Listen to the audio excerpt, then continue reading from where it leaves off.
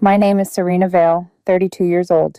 The notification glowed on my phone at exactly 11:47 p.m., interrupting the steady rhythm of numbers scrolling across my screen.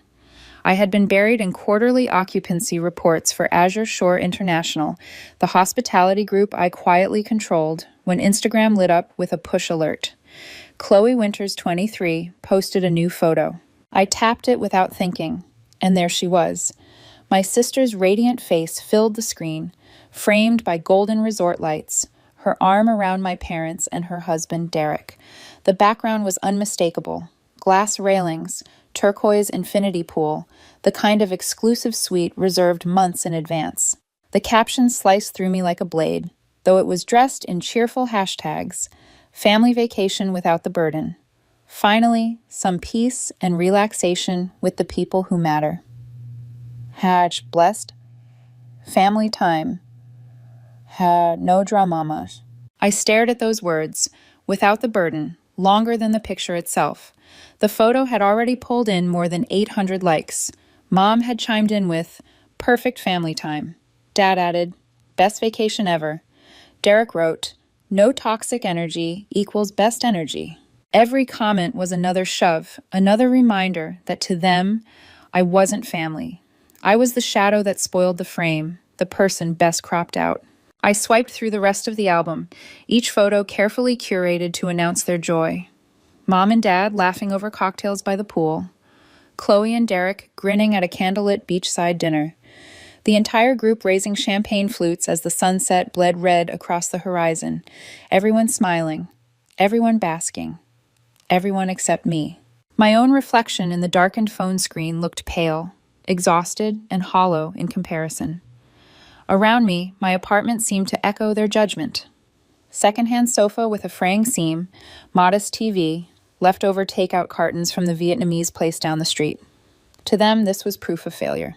What they didn't see was what glowed on the other monitors in my office, real-time dashboards, graphs, spreadsheets alive with movement. Occupancy rates climbing across 4 countries, revenue streams flowing in from 22 properties, a portfolio valued at over $1.8 billion. Burden, I whispered to myself, half in disbelief, half in bitter amusement. I took a breath, trying to quiet the burn in my chest. The part of me that was still that little girl, straining for my father's approval, wanted to call and ask, why wasn't I invited? But the woman I had become, the woman who owned the very resort they were flaunting, would never beg for inclusion. I typed a comment beneath Chloe's post, looks fun. That was all. Just 2 words, stripped of tone. Let her read into it whatever she wanted. Then I closed Instagram and opened the app that mattered, the internal property management system of Azure Shore International. I scrolled until I found it. Paradise Bay Resort, Turks and Caicos. Presidential Suite, Winters Family. 7 nights. $47,000. The screen showed me everything. The check-in, the guest notes, even Derek's special request for a private terrace stocked with imported whiskey. I leaned back in my chair and smiled. So they had chosen my resort. They had no idea whose empire they were parading through, calling me a burden while drinking my champagne and sleeping in my linens. The cursor hovered over their booking. It would take one tap, one tiny digital flick, to change the course of their perfect vacation. I paused. My hand trembled, not from hesitation, but from the weight of memory. Thanksgiving 6 months ago replayed in my head. Chloe's syrupy smile as she announced her new house, Derek's smug voice talking about his promotion. And when conversation turned to me, Chloe's voice slicing through, dismissive. Oh, Serena's still figuring things out, aren't you, sis? Derek's laugh followed. Still in that shoebox apartment? I can't imagine living without space to breathe. I had smiled then, said something about different priorities. Chloe's apology had been fake, her eyes sparkling with amusement. They didn't worry about me. They pitied me. And now they toasted to their freedom from my presence, while reclining in the most expensive suite at my crown jewel property. I tapped the screen. Flag reservation. Guest conduct violation. Immediate review required. It wasn't illegal. It wasn't permanent. Just enough for the system to mark them as a potential problem. Just enough to empower staff to take out action. The soft click of the confirmation button echoed louder in my ears than it should have. Somewhere thousands of miles away, their vacation clock had begun ticking toward chaos. I closed the laptop slowly, almost reverently, as though I'd sealed a door on years of humiliation. I wasn't a burden. I was the hand behind the curtain, the owner of the stage they were dancing on. The irony was delicious. They had left me behind for peace. They were about to discover what peace cost when the person you cast aside holds the pen that writes your fate. As I slipped into bed that night, I wasn't restless. For the first time in years, I felt calm, the same way a storm feels before it breaks, charged, inevitable, patient. Tomorrow, their phones would ring. Tomorrow, they would taste confusion, panic, desperation, and I would be ready to answer. The call came at 6:15 a.m., slicing cleanly through the quiet of my apartment. I was already awake, already moving through the ritual that steadied me, kettle hissing, the smell of dark roast blooming, the city still half asleep outside my window. The phone's vibration started on the counter and traveled up the ceramic mug like a tremor. I glanced at the caller ID. Mom. I let it buzz twice, 3 times, then answered with a voice I kept deliberately soft. Good morning. Serena, oh God, Serena, something terrible has happened. Her breath hit the speaker in jagged bursts, the way it did when she'd run up the stairs too fast. I leaned my hip against the counter. Good morning to you too. What's wrong? They're kicking us out, she said. The resort. They came to the room, first thing, and said there was an issue with the reservation. Said we have to vacate immediately. In the background, a door slammed. A higher voice, Chloe's, threaded through Mom's panic. This is insane! Derek, tell them we paid! Slow down, I said, flicking the kettle off. Who came to the room? The manager. He said something about the booking being flagged for review. They wouldn't even explain it properly. They told us to pack, like we're criminals. A male voice, hard and clipped, bled into the line. Dad's. Do you people know who we are? We'll ruin you. I stared at the light, catching my coffee's surface, and felt a curious stillness move through me, the kind that arrives when a plane enters a pocket of quiet sky. That sounds awful, I said. Have you called customer service? They keep transferring us. No one is helpful, Mom said. Serena, we've never been treated like this. A sharp laugh, too loud, erupted on her end. Derek, because they can't treat us like this. They won't get away with it. On the nightstand, my laptop still slept with the Paradise Bay dashboard open behind its screensaver. A quiet constellation of numbers and flags and tiny red indicators that only I could see. I slid the mug closer, letting the heat tip my senses. What did the manager say exactly? I asked. That the reservation was flagged and that we need to leave, Mom said helplessly. He said we were in violation of some policy. What does that even mean? We didn't do anything wrong.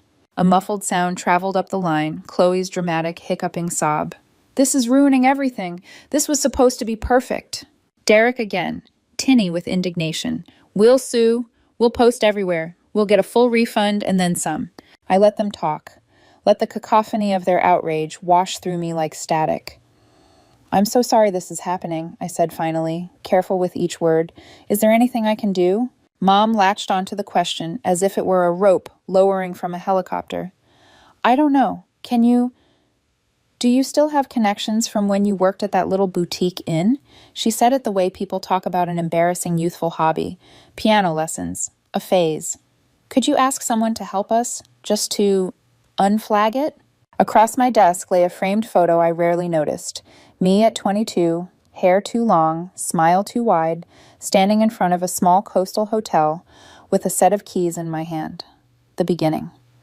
The first property I renovated and flipped for a profit while everyone assumed I was folding towels and pouring coffee.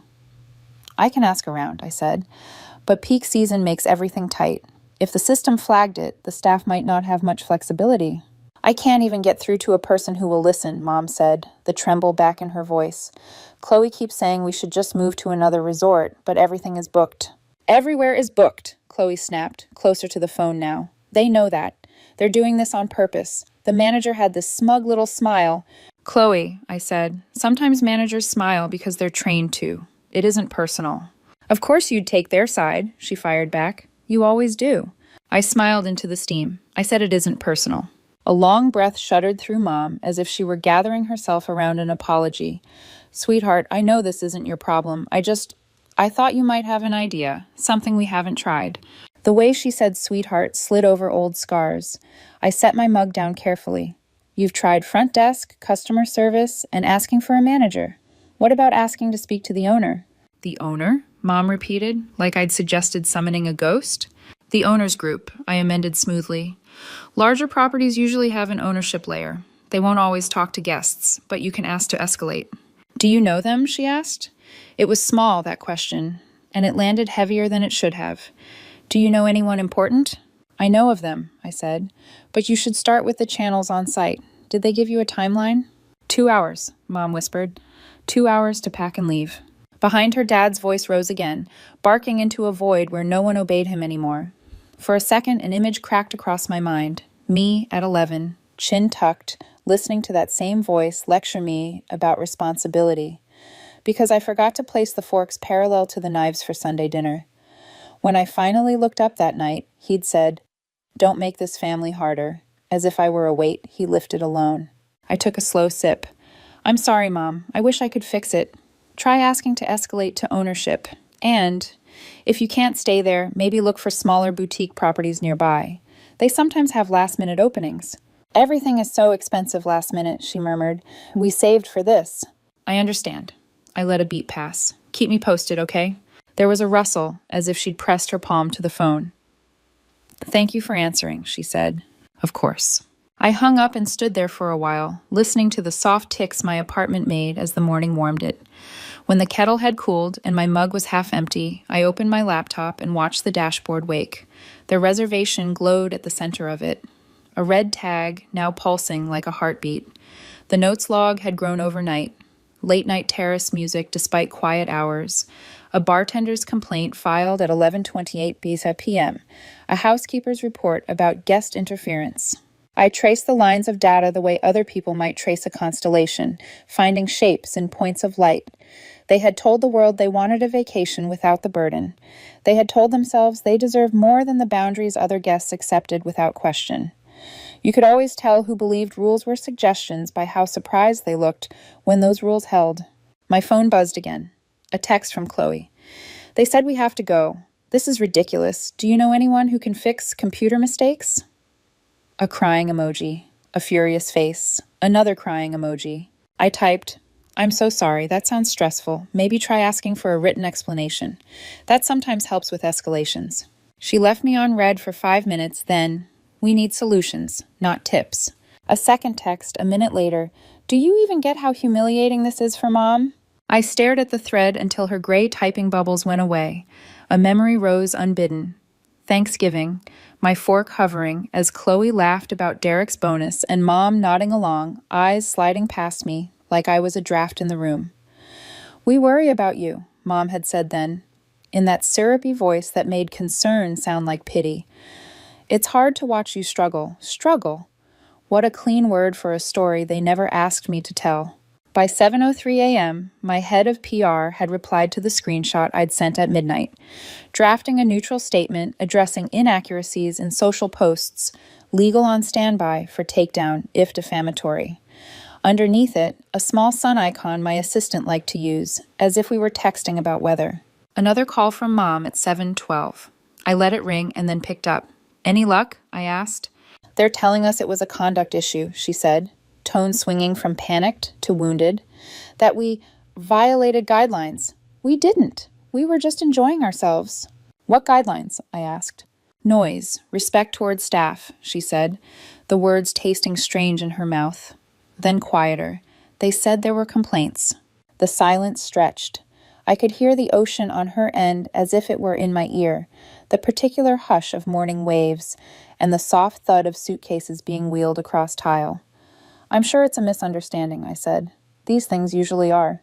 Your father says we should demand to see the owner, she said, rallying. We won't be bullied. There it was again, the reflex to escalate, to bluster, to bend rules with volume. I glanced at the thin scratch on my desk where I dragged a paperweight too fast last week. You learn more from marks than you do from polish. Ask, I said gently. Be calm. Calm goes farther than yelling. Serena, if there's anything you can do, I'll see what I can find out, I said, letting the promise hang, slender and nonspecific. Call me after you've spoken to the manager again. When I ended the call, I stood with my palms braced on the counter and watched the city turn gold at the edges. A gull wheeled past my window, a bright white flash. I reached for my mug, then stopped, caught by a reflection in the black coffee. My face, composed now, the impulse to rescue cooling into something stricter. I thought about thresholds, how every system I'd ever designed had them. Spend too much flag. Disturb too many guests flag. Violate a boundary more than once, trigger a consequence. Families have thresholds too. We just pretend they don't. Across the room, the printer hummed to life as if it had read my thoughts. I printed nothing. The hum sank back into quiet. A new text arrived from Dad's number, short and imperious. Call me now. I let it sit, unread, its tone filling the room like a weather front. The day had begun. They would escalate. They would posture. They would ask. I lifted my mug, held the warmth against my lip without drinking, and decided to see how far they'd go before they remembered I was, in fact, part of the family they were so desperate to preserve in photographs. Then I took a breath, set the mug down, and waited for the next ring. The next ring didn't come from Mom. It came from Dad. His name burned across my screen like a brand, the kind of call you know won't wait. I let it buzz just long enough to taste the anticipation, then answered. Serena, his voice thundered before I could say hello. We need your help. I stirred my coffee, watching the swirl. Of course, Dad. What's going on now? They've thrown us out of the suite. Can you believe that? Out! His words cracked with outrage. They're saying we violated some ridiculous rules. Absolute nonsense. Now listen, every other resort is full. The only ones with vacancies are quoting insane rates. How insane? I asked softly. He hesitated, just for a beat, as if the number embarrassed him. 60,000 for the rest of the week. The spoon clinked against porcelain. 60,000. I know, he rushed in, as though to soften the absurdity. But this vacation was supposed to be special. Your mother and I planned it for months. It's our anniversary, and Chloe and Derek's 5th. We already took time off. We can't just go home. And you want me to, what, lend you the money? Not lend. His tone sharpened, the way it always did when he expected obedience. Help. Family helps family. You could ask your boss for an advance, or maybe take out a loan. Just until next quarter, we'd pay you back. I stared at the skyline out my window, 12 buildings lit with the glow of dawn. Half of them bore the silent mark of my company, though Dad would never know. He pictured me dialing some faceless superior, begging for an advance, drowning in obligations I didn't have. Dad, I said carefully, I don't have $60,000 lying around. A scoff, low and irritated. Nobody does. But that's why you asked for help. This is your family we're talking about. The word family hit me harder than I expected. Family. The same people who toasted without me, who captioned photos about freedom from my presence. Family. Who now pressed a number like 60,000 into my chest as if it were nothing. I swallowed. Can I ask you something? What? His tone was clipped, defensive. Why wasn't I invited in the first place? The line went quiet, except for the muffled drag of luggage wheels in the background. Finally, he cleared his throat. Serena, you know how Chloe feels about certain things. My grip tightened on the phone. Certain things? She thought it might be more relaxing if it was just immediate family. I almost laughed. I am immediate family. Of course you are, he said quickly. Too quickly. But, you know, with your situation, she was worried about stress levels. My situation, I repeated. The words were ash in my mouth. What situation exactly? He hesitated again, long enough for the lie to find its legs. Your financial struggles, your job problems. She didn't want the vacation to become about helping you or listening to complaints about your life. A silence stretched so long it became a second presence in the room. I set my coffee cup down very carefully, afraid the tremor in my hands would crack porcelain. I see, I whispered. It's not personal, sweetheart, he rushed in, his voice trying to soften into sugar.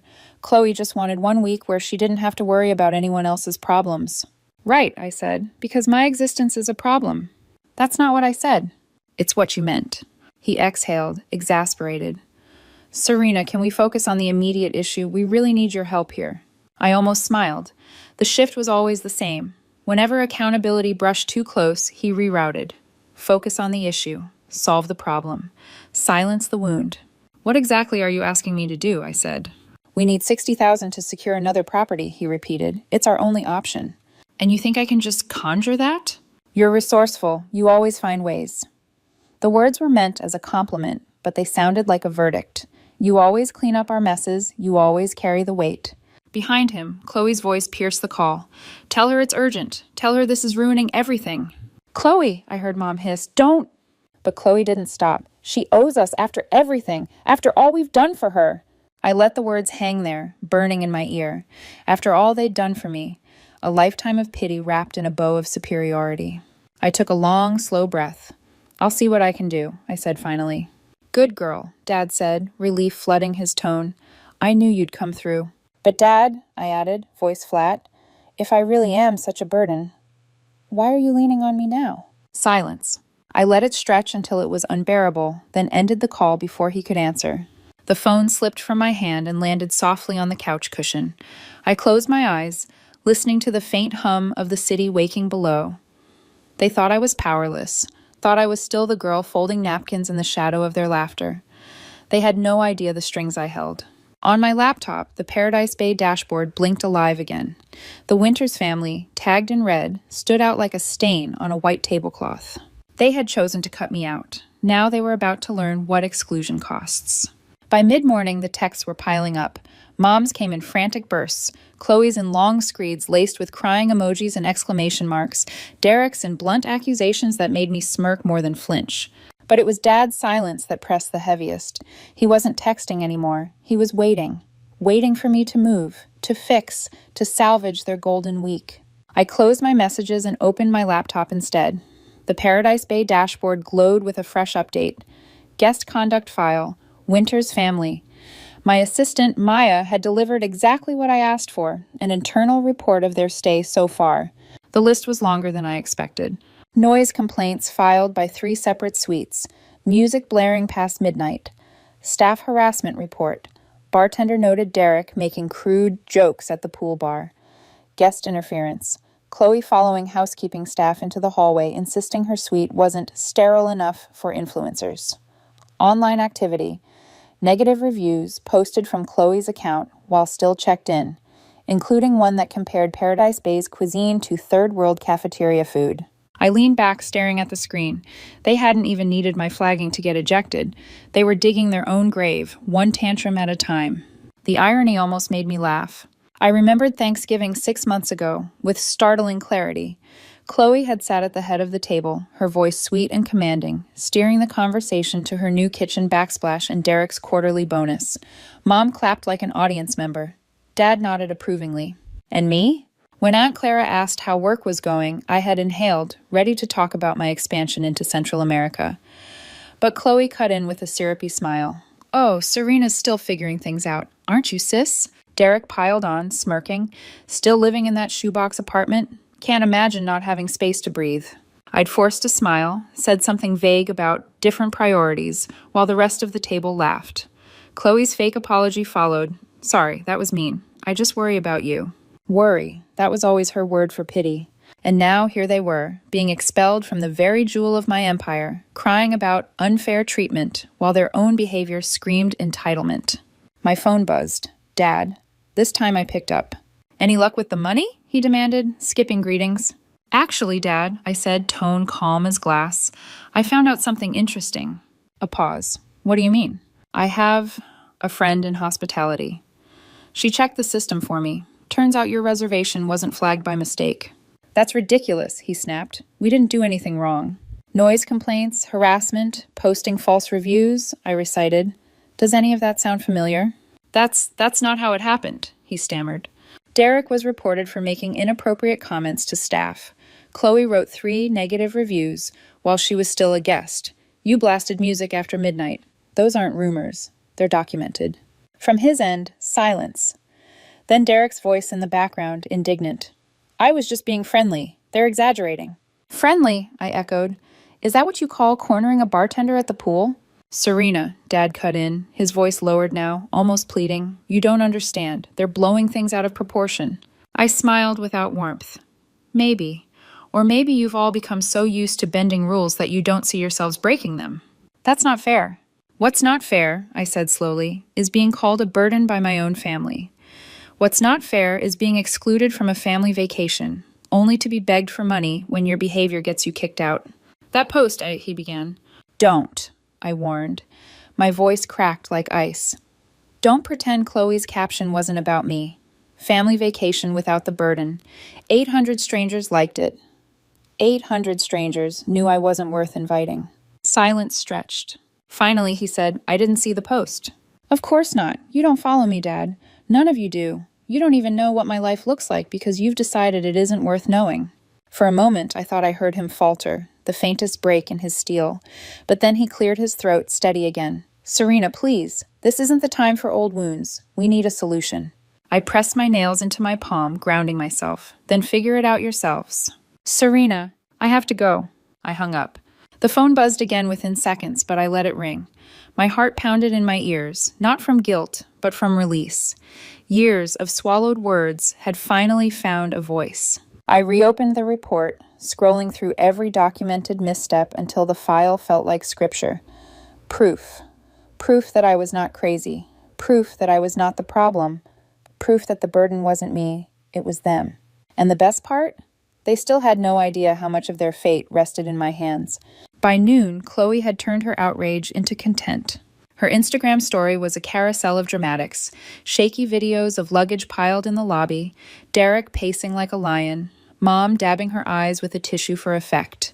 Text splashed across the screen in angry block letters. Worst resort ever. Kicked out without reason. Don't ever stay here. Hashtag fraud. Hashtag ruined vacation. Within an hour, it had hundreds of views and comments dripping with sympathy. Sue them. Expose them. You deserve better. I screenshotted everything and forwarded it to my head of PR. My message was brief. Prepare a response. Legal may need to intervene. While my team worked in the shadows, my family descended deeper into chaos. At 1:04 p.m., my phone buzzed again, this time with a number I didn't recognize. Miss Vale? The voice on the other end was smooth, professional. This is Marcus Rodriguez, manager at Paradise Bay Resort. I'm calling regarding the Winters family presidential suite. I almost laughed at the formality of it. Yes, Marcus, I'm aware of the situation. They're demanding to escalate to ownership, he said carefully. They're claiming discrimination, threatening legal action, and requesting compensation for emotional distress.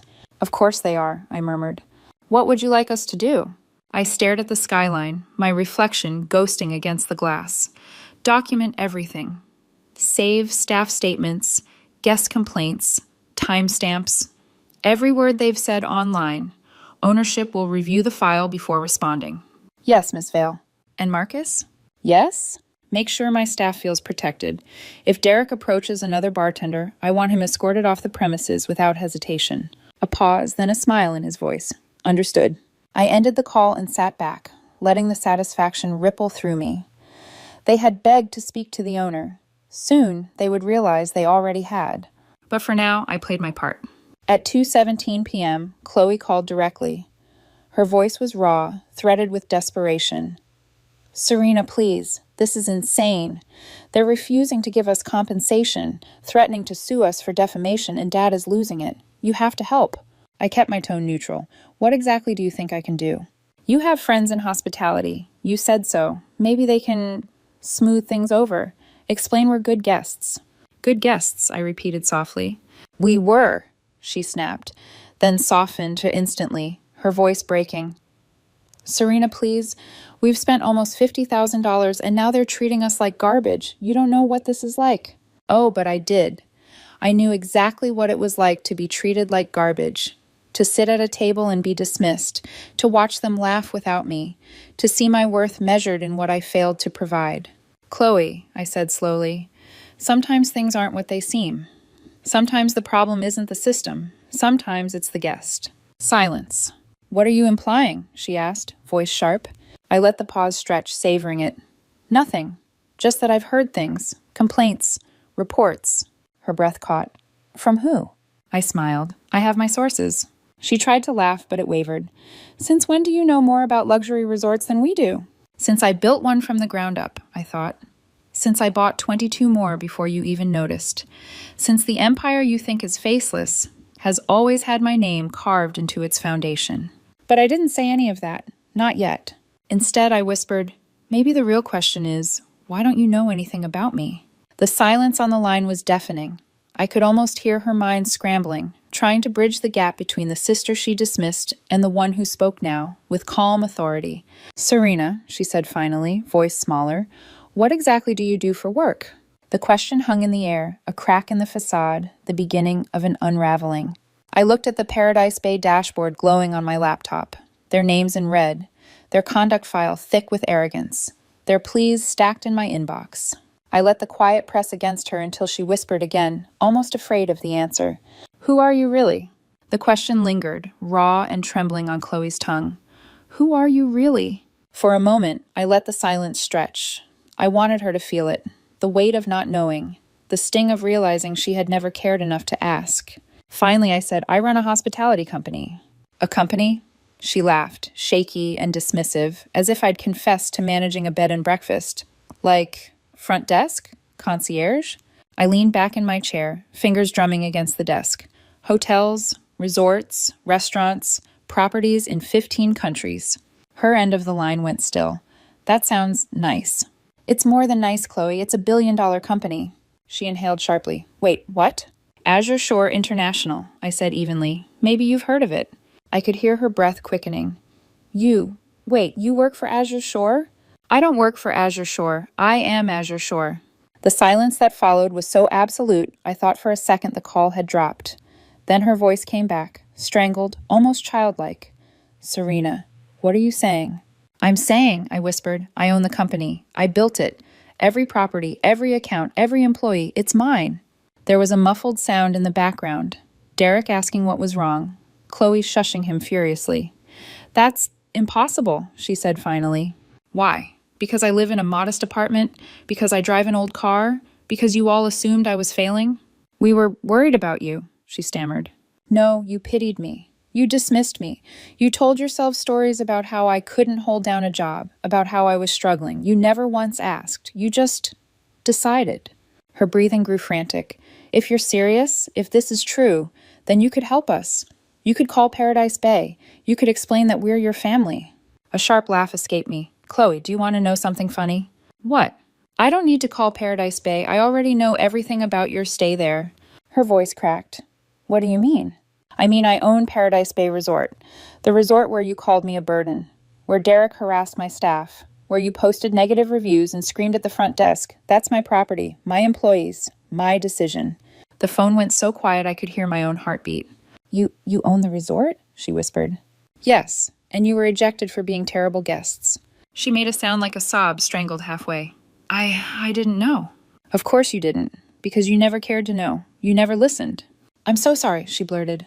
I'm so sorry. For all of it. For calling you a burden. For excluding you. For... I cut her off. Are you sorry because you hurt me? Or because you just found out I'm rich? Silence. That's what I thought, I said softly. Her words tumbled in panic. No, Serena, it's not like that. I didn't realize You didn't realize I mattered, I said. Not until my money made me matter to you. She gasped, then tried again, her voice shaking. Tell me how to fix this. Please, I'll do anything. I glanced at my laptop, where the incident report was still open. Photos of Derek being escorted out of the pool bar, Chloe's furious reviews, staff complaints, documented and signed. Delete the posts, I said. What? Delete everything negative you've written about Paradise Bay. Every story, every review. Erase it. Yes, she whispered. Of course, I'll do it now. And apologize, I added. Her breath caught. Apologize? To who?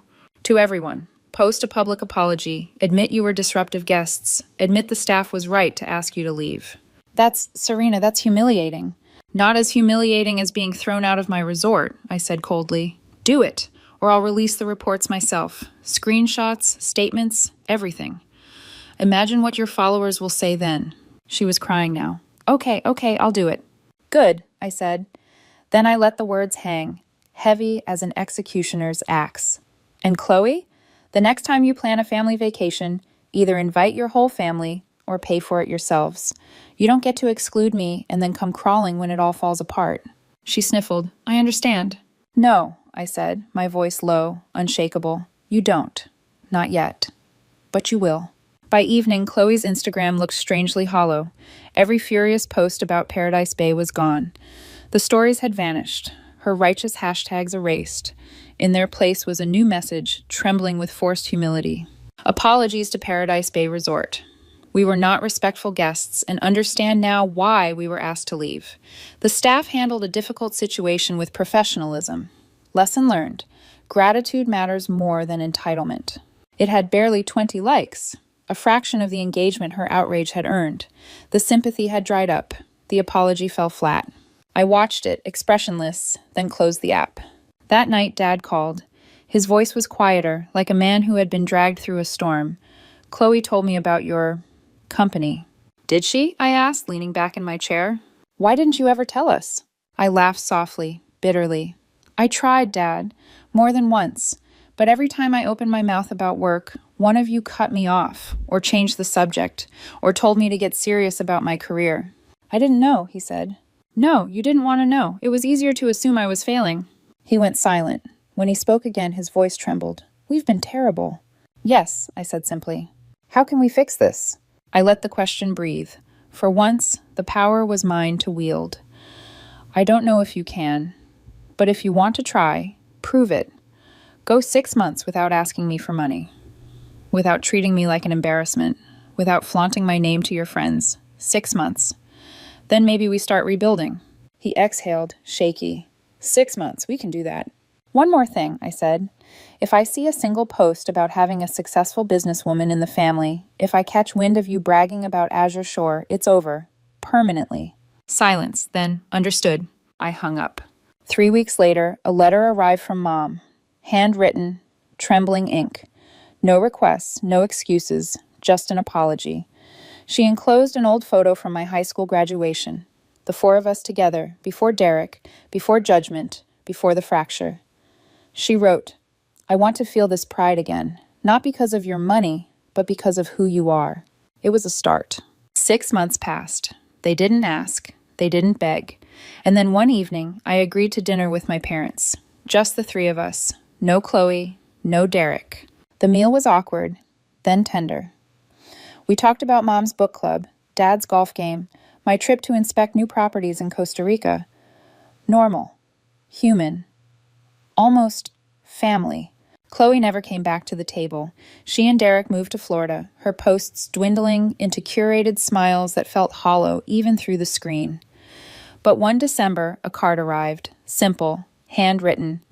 Thinking of you. I know I have a lot to make up for. I hope someday you let me try. I kept it, not as forgiveness, as proof that even she could bend, if only slightly. A year after Paradise Bay, I bought a small resort in Vermont, not for profit, for family, for the possibility that maybe one day there could be a table where none of us were excluded. I named it Burden's Rest, and every time I walked its halls, I smiled at the irony. The word that had once crushed me was now mine, a monument, a reminder. The burden had always been theirs to carry, never mine.